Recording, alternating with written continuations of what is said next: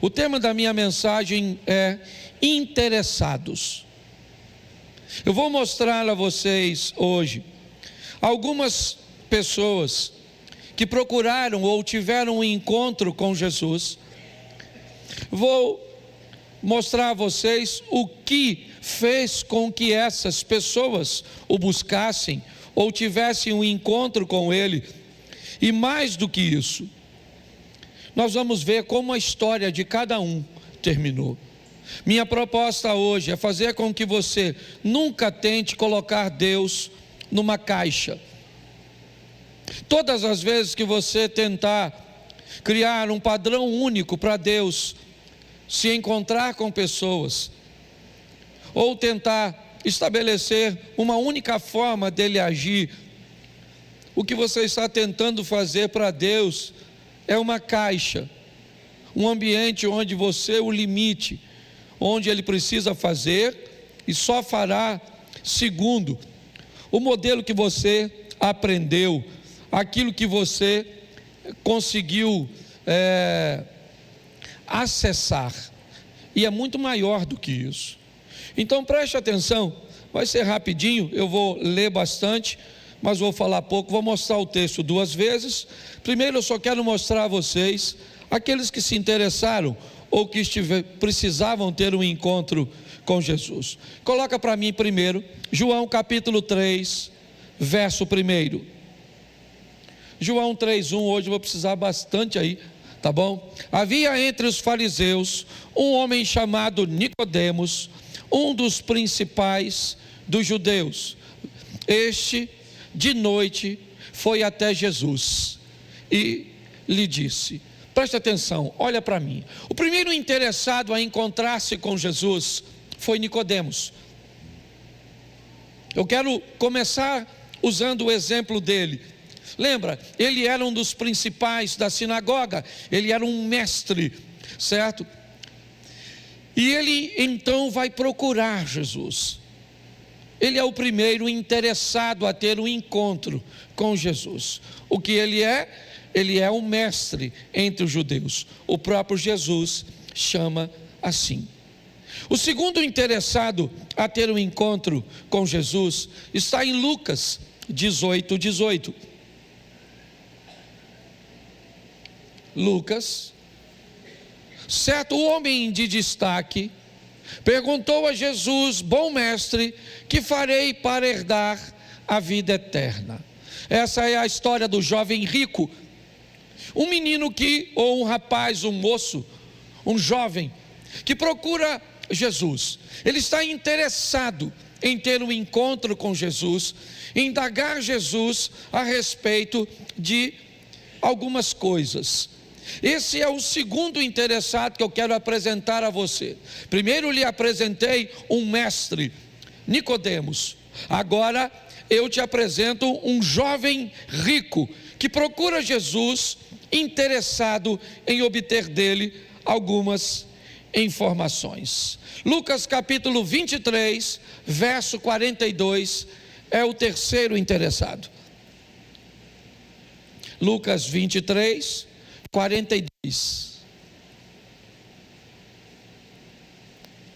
Travou? Não.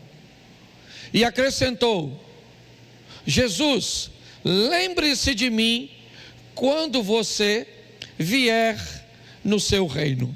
Preste atenção, o terceiro interessado é o ladrão que está à direita de Jesus. Ele está tendo uma conversa com Jesus no momento difícil de sua vida. Ele não é um mestre como Nicodemos, ele não é um jovem rico como o rapaz, ele é um ladrão. Eu não sei o que a vida o reservou para que ele caminhasse naquela direção, mas ele está extremamente interessado em alguém que está do seu lado. Ele é o terceiro. O quarto, João capítulo 4, verso 20, são 6.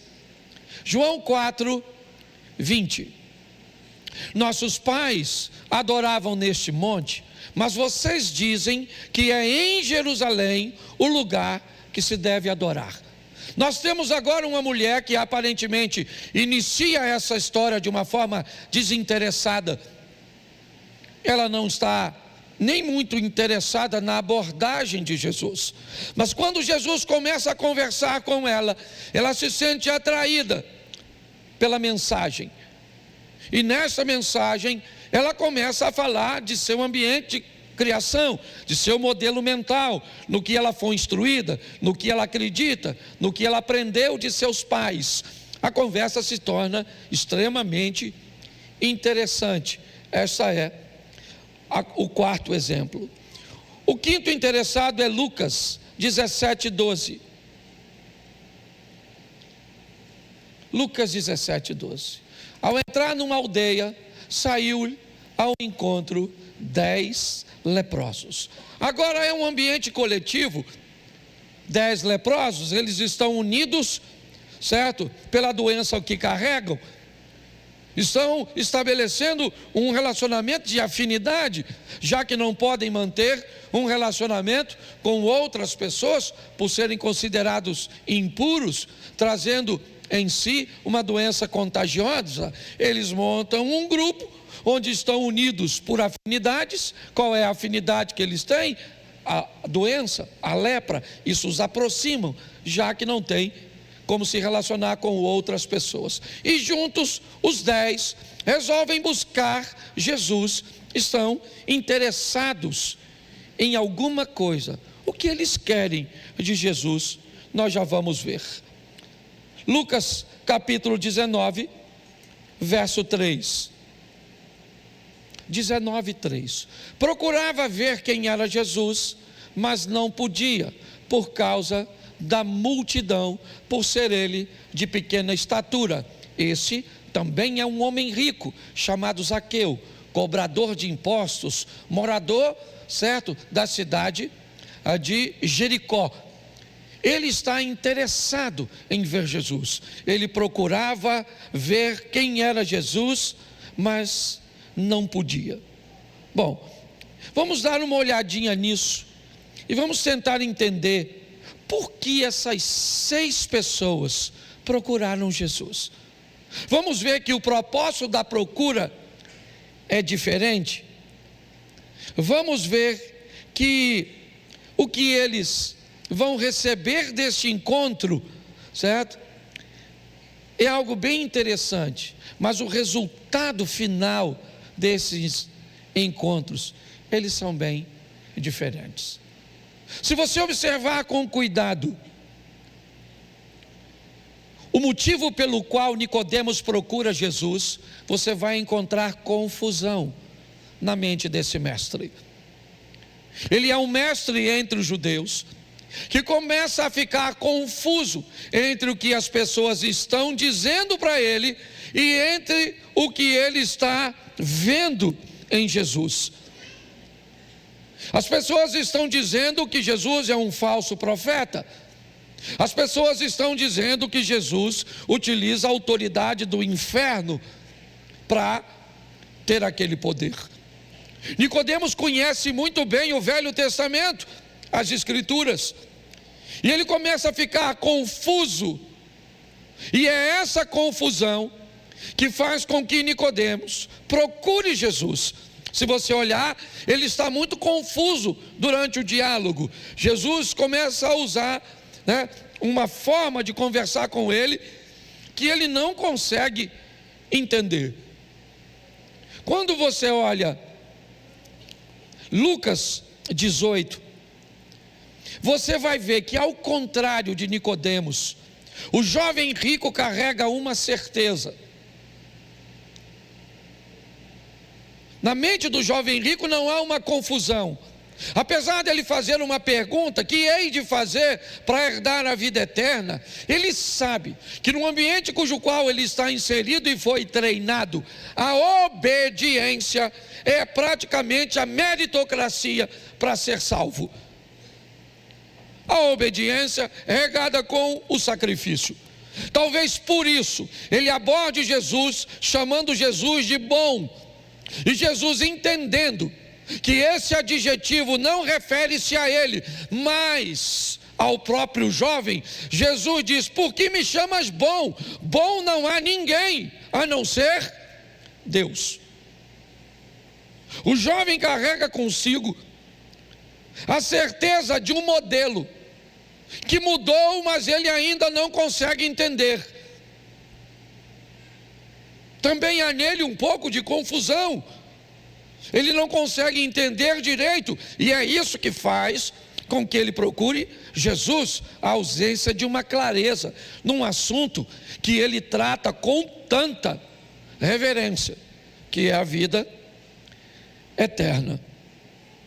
Agora nós vamos para o terceiro interessado, o ladrão da cruz. O que ele tem? Urgência. Seu tempo acabou. Para o ladrão não dá mais para esperar. O interesse dele é resolver algo que para ele já está selado. Você vê que a frase dele não tem nada a ver mais com vida terrena. Ele não pede para Jesus livrá-lo da cruz. Quando você olha para ele, ele sabe. O interesse dele é urgente, é imediato. Por isso ele diz: Senhor, lembra-te de mim quando entrar no teu reino. Ou seja, eu tenho certeza de que eu vou morrer. O que eu tenho nesse encontro é urgência. Esse é o padrão do terceiro interessado. Quando nós olhamos para Samaritana, a quarta que eu usei, ela diz: nossos pais adoravam nesses montes. Vocês dizem que o local de adoração é Jerusalém. Nós temos um problema teológico. Nós olhamos aqui que essa mulher está tendo um confronto entre o que ela está recebendo agora e o que ela recebeu desde nova. Foi esse ambiente, ou nesse ambiente, que ela se interessa. Quando ela começa a ver que aquele que está conversando com ela é profeta, faz com que ela pense num ambiente de adoração. No quarto, nós temos um conflito de duas informações. No quinto, nós temos 10 leprosos. Eles procuram Jesus e todos 10 ficam curados, mas apenas um volta. Nós temos aqui um interesse claro nesse encontro, de apenas receber daquele que nós procuramos coisa para essa terra. O interesse é ficar curado, é só isso. No quinto, nós temos Zaqueu. O que ele procura? Ele está interessado em ver Jesus. Por quê? Porque ele está curioso, ele quer apenas ver. É a única coisa que ele quer. Ele não espera nada mais daquele ambiente. O que faz Nicodemos, ou o que faz Zaqueu procurar, é a curiosidade. Então nós temos aqui a necessidade do esclarecimento de Nicodemos. Nós temos a certeza e a meritocracia vista deste jovem que quer apenas a validação. Nós temos a urgência do ladrão. Nós temos o conflito teológico da samaritana, o interesse imediato e superficial dos leprosos e a curiosidade do Zaqueu. Já deu para notar que pessoas procuram Jesus, procuram uma igreja por diversos motivos. Algumas estão curiosas, outras estão conflitantes, outras estão vivendo um momento de emergência, outras estão pautadas apenas em seus interesses imediatos. É uma porta de emprego, certo? É alguma coisa que vai beneficiá-la neste mundo. Mas o mais importante de todos esses encontros é entender como eles terminaram. É importante nós olharmos como todas essas histórias acabaram, porque talvez a nossa história possa terminar como uma delas. Se usarmos essa história, ou uma dessas histórias, e avaliarmos, nós vamos descobrir como as coisas podem acontecer com cada um de nós e pararmos de usar o nosso modelo para avaliar os outros, para cobrarmos dos outros, ou para desejarmos que aconteça na nossa vida a mesma coisa que aconteceu na vida do outro. O outro pode até nos servir de modelo, apenas para que entendamos que Deus tem poder para fazer, mas a maneira que Ele vai fazer na minha vida, não necessariamente é a mesma que vai fazer na vida do Osias, é no mesmo tempo. Então vamos observar Nicodemos primeiro. Preste atenção, porque a história de Nicodemos é uma história de etapas. Nós vemos 3 vezes a história de Nicodemos passar no Evangelho de João. O primeiro eu já li com você, João 3, verso 2, ele foi de noite ter com Jesus e disse-lhe: Rabi, bem sabemos que és mestre, vindo de Deus, porque ninguém pode fazer esses sinais que tu fazes, se Deus não for com ele. Ele está confuso. O que as pessoas falam do Senhor não daria ao Senhor o poder que o Senhor tem. Ele está confuso. Quando olhamos para ele, não há uma certeza. A conversa termina meio que sem pé, sem cabeça. Parece que Nicodemos sai da presença de Jesus e nada aconteceu. Mas quando nós olhamos, e coloque para mim aí, o capítulo 7, o verso 50, ainda de João, é a segunda vez que Nicodemos aparece. Nicodemos, um deles, que antes tinha ido conversar com Jesus, perguntou-lhes: será que nossa lei condena um homem sem primeiro ouvi-lo e saber o que ele fez? Eles responderam: por acaso você é da Galileia, ô Nicodemos? Examine e verá que da Galileia não se levanta profeta. Verso 53, e cada um foi para a sua. Todas as vezes, ou a grande maioria das vezes que você vê a história do Nicodemos, sempre parece que terminou como se nada acontecesse. Sabe aquele culto que parece que você volta do mesmo jeito para casa? Que você trouxe o visitante, mas que nada aconteceu? Que você não esperava que fosse daquele jeito? Você esperava que Deus levantasse um profeta, uma profecia, que ele fosse tocado no momento do louvor, que a palavra criasse nele uma sensação extraordinária, momentânea, e só que tem gente que não é assim que acontece. As coisas estão acontecendo na vida de Nicodemos, é verdade, mas elas estão acontecendo por etapas. O primeiro encontro foi cheio de medo, às escuras, sozinho, ele, Jesus, ele não queria ser visto. Capítulo 7, verso 50, ele está no meio do seu grupo, e quando ele vê seu grupo acusar Jesus, ele tenta defender Jesus, dizendo: porventura nossa lei acusa um homem sem conhecer direito, mas a pressão era muito grande sobre ele. Os homens disseram: o que é, Nicodemos? Vai examinar as escrituras e ver se alguém surgiu da Galileia. Nenhum profeta surgiu da Galileia. Eles não sabiam nada de Jesus, porque Jesus não nasce na Galileia, ele nasce na Judeia. Mas Nicodemos não está forte o suficiente, não está preparado o suficiente ainda para enfrentar, não a nível de conhecimento. Mas nós vemos já alguém que troca a noite pelo dia, troca a particularidade, ou o particular dele com Jesus, mas agora enfrentando alguns.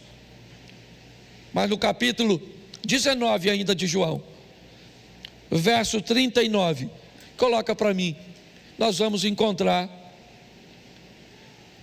E Nicodemos, aquele que anteriormente tinha ido falar com Jesus à noite, também foi, levando cerca de 35 quilos de um composto de mirra e aloés. Preste atenção.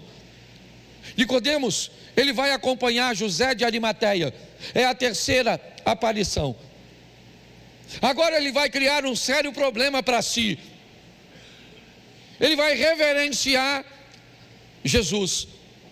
No ambiente cujo qual ele está inserido, provavelmente ele perdeu o prestígio, ele perdeu a admiração, ele perdeu muita coisa com este ato. Porém é a terceira vez que ele aparece, e Nicodemos é exatamente a exposição de alguém que muda de forma paulatina. Que nós vamos ter que conviver com pessoas que vão mudar de forma vagarosa, um pouco mais lenta, por etapas. Seria legal se todo mundo mudasse instantaneamente, mas não muda. Não é assim que funciona. Algumas pessoas vão levar um pouco mais de tempo, vão ter um pouco mais de vergonha, vão ter um pouco mais de insegurança. Se você observar o ambiente que esse cara está, é diferente dos demais. Às vezes nós não sabemos que ambiente a pessoa sai daqui e vai viver lá fora. Qual é seu ambiente de trabalho? O que ela escuta o tempo inteiro? O que ela ouve o tempo inteiro? Que tipo de lar ela está inserida? Então, se nós vamos lidar com gente, todos aqui estão interessados em Jesus, mas nem todos eles vão ter o mesmo resultado. Para Nicodemos, o que vemos no final da história, uma mudança vagarosa, lenta, mas crescente. Mas vamos ver o jovem rico. Preste atenção. Capítulo 18 de Lucas, verso 23. Ele estava interessado em Jesus. Ele foi procurar Jesus, mas ouvindo ele essas palavras, ficou muito triste, porque era riquíssimo. Preste atenção. Ele também estava interessado. Mas quando Jesus apresentou para o jovem rico o modelo, ele não gostou. O interesse, ele foi perdido. O texto diz, quando Jesus diz: vai, vende o que tu tens, dá aos pobres, terás um tesouro no céu, depois você vem e me segue, ele se entristeceu, porque era muito rico. E o fim dessa história que nós vemos, deste encontro, apesar do interesse que ele tinha no começo, ele se perdeu no processo. No processo, quando ele começou a descobrir como as regras funcionavam, como é que funcionava a doutrina, como as coisas, né? Quando ele descobre que precisa casar para fazer sexo, quando ele precisa descobrir, certo, os padrões morais, aí o interesse de algumas pessoas se perdem, e ele vai embora. Ele vai embora rico, é verdade. Ele continua rico, porém ele vai embora perdido. Pessoas procuram Jesus, pessoas procuram a igreja, mas quando elas descobrem o padrão, elas podem descobrir que não é um padrão para elas. Elas podem perder o interesse de prosseguir e desejar ir embora, ou pior, pode desejar que o sistema, certo, abra uma brecha para que ela seja inserida. Nós precisamos ter o cuidado com isso. Se nós não tomarmos um cuidado, nós começamos a abrir concessões para coisas que não têm concessões. Quando o jovem resolve ir embora, Talvez você, um evangelista, talvez eu, pesaroso, tentaria explicar: calma, cara, fica por aqui, continua na igreja, não desvia não. Jesus não fez nada. Jesus apresentou para ele e disse para ele: você está interessado? Estou. Então tá bom, querido, então você vai lá e faz assim, assim, assim, assim. Ele falou: eu não vou. Então Jesus disse: então não vai andar comigo. Aqui nós temos um padrão e eu não vou baixar a régua, diminuir. Então este encontro terminou com o cara cheio da grana, porém sem Jesus. Vamos para o terceiro? Lucas capítulo 23, verso 43.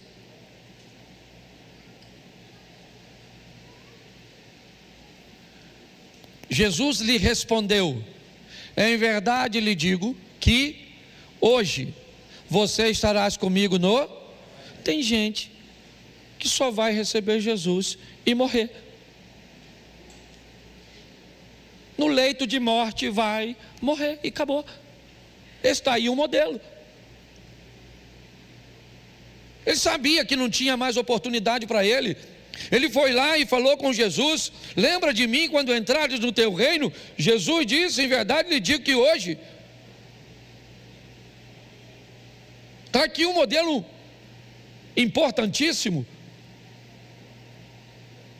Eu aprendi uma coisa: quando você vê que alguém não quer mudar, quando você vê um jovem rico, aquele que não quer, pelo menos no momento, por favor, apresente a ele o endereço da salvação. Diga para ele quem salva.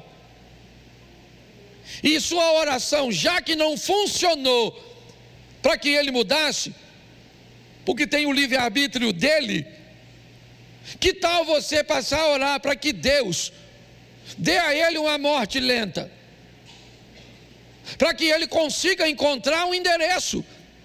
Porque tem gente que vai encontrar com Jesus no leito de morte e vai morrer, não adianta. Vem para a igreja para procurar a cura de um câncer. Ele pode curar o câncer, sim ou não? Mas tem muita gente que vai receber Jesus durante o câncer e depois vai morrer. Porque esse é um modelo que existe para algumas pessoas que estão interessadas, e a Bíblia está aqui dizendo: ele se interessou, tudo bem, então vamos embora. Jesus poderia tirá-lo da cruz, sim ou não? Mas não tirou. É um modelo. Então, por favor, quando você estiver orando por alguém, creia e lute com todas as suas forças para que o milagre aconteça, para que as coisas aconteçam, porque você não sabe o desfecho. Mas se a resposta for não, levante a cabeça e continue vivendo, acabou. É assim que funciona. Este indivíduo, ele foi salvo, porém ele morreu. E pronto. Vamos ver o desfecho do quarto encontro? João capítulo 4, verso 28. João 4, 28.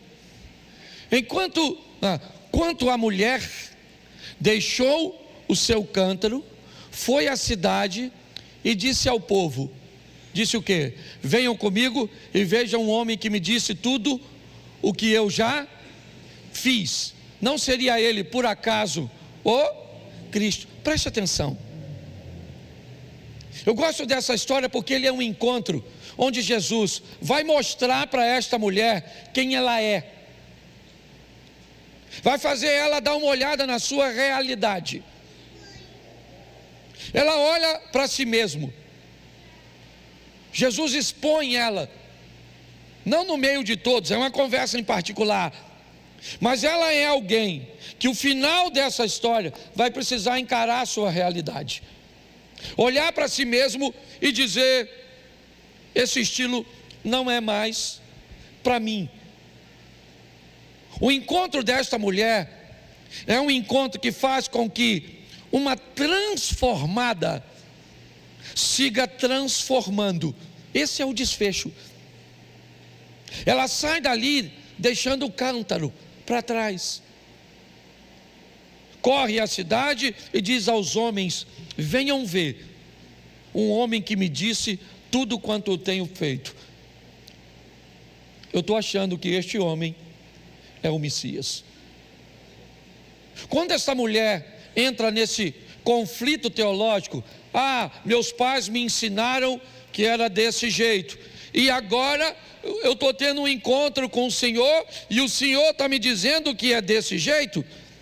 É desse jeito aqui, ou é desse jeito aqui? Jesus diz: querida, ora vem, que nem nesses montes, nem em Jerusalém adorareis o Pai, porque o Pai está buscando verdadeiros adoradores, que o adorem em espírito e em verdade.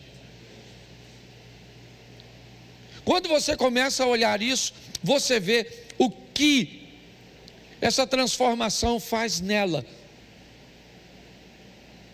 O cântaro deixado à beira do poço, na verdade é um sinal para dizer a Cristo e a todos os demais: primeiro, se vocês quiserem água, pode usar o meu cântaro, e segundo, já já eu volto para buscar o cântaro. O que eles não sabem é que ela não vem só buscar o cântaro, ela foi buscar gente que tinha sede como ela. Você consegue entender isso? Tem pessoas que assim que converte, já vai atrás de todo mundo, vira uns evangelistas, chama pai, mãe, parente, chama todo mundo. Você conhece alguém assim? Parece que fica futucando, é até chato. Encontrei Jesus, vamos embora, vai para o inferno, vai para o inferno. Olha, encontrei Jesus. Pois é, me parece que é a história dela. Ela foi alguém que a história termina com uma transformada que segue mas presta atenção no quinto exemplo. Coloca para mim Lucas 17:17. Vamos ver agora os 10 interessados, os 10 leprosos. Então Jesus perguntou: não eram 10 os que foram curados? Onde estão os 9? Presta atenção como essa história terminou. Quantos estavam procurando a cura, interessados e procurando Jesus? Quantos? Quantos foram que voltaram? E Jesus disse: vai, a tua fé te... Quantos foram curados? Quantos? Quantos foram salvos?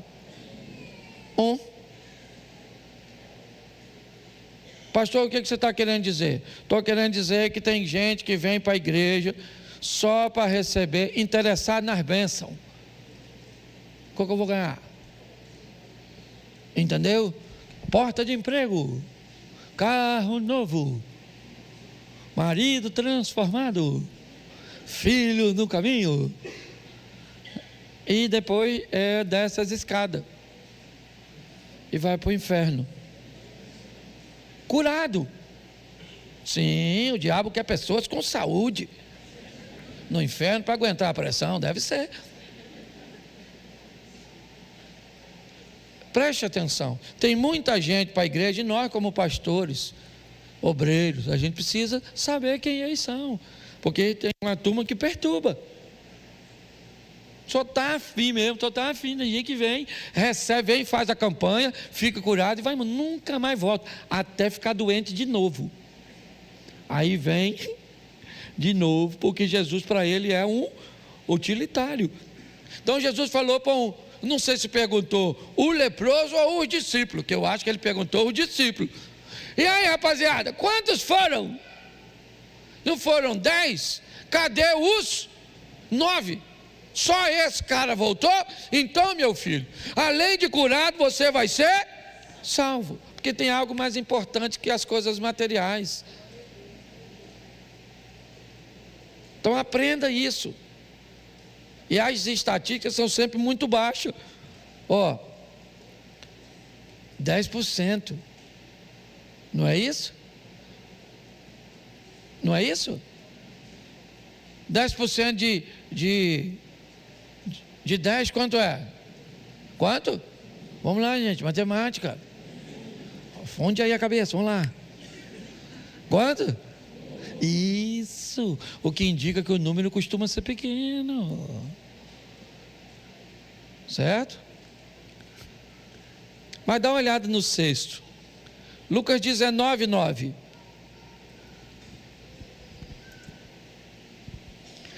Então Jesus lhe disse, o que ele disse?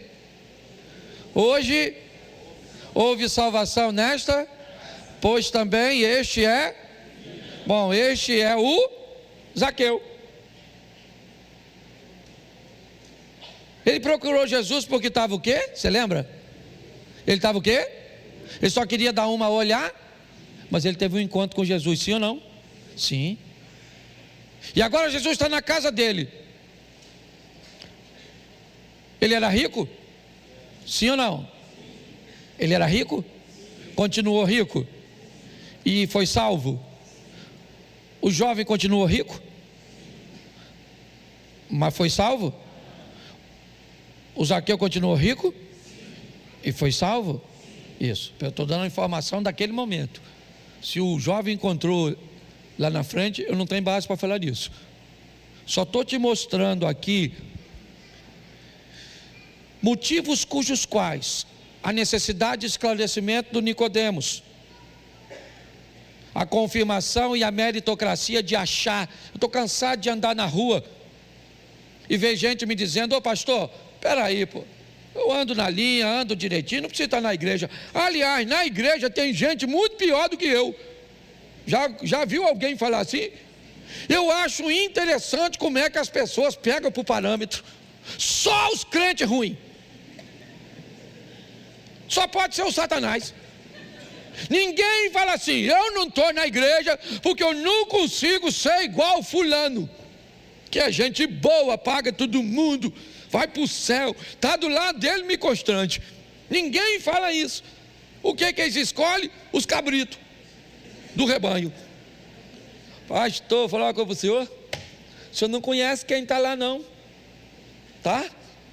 Aqui fora eu sou muito mais crente do que quem está lá dentro. A minha vontade é falar: então vá para o inferno, você e ele, e vocês que discutam naquele ambiente quentinho. Pare de pegar os exemplos ruins, certo? Então você tem que entender uma coisa: tem gente que é urgente, meu filho, você vai morrer amanhã, entendeu? Não assusta não, que morre mesmo. Pastor, profecia nada, eu não sou profeta do caos. Todo mundo que está vivo morre. Ou isso é novidade para alguém? Alguém te avisou o dia que você vai morrer? É lógico que não. Então você pode morrer, sim ou não?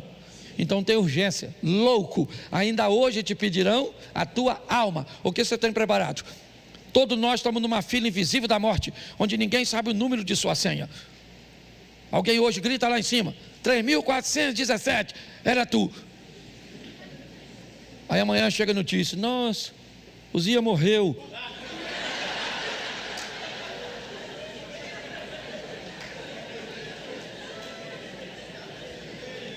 Zia, você já viu a felicidade que vão ficar.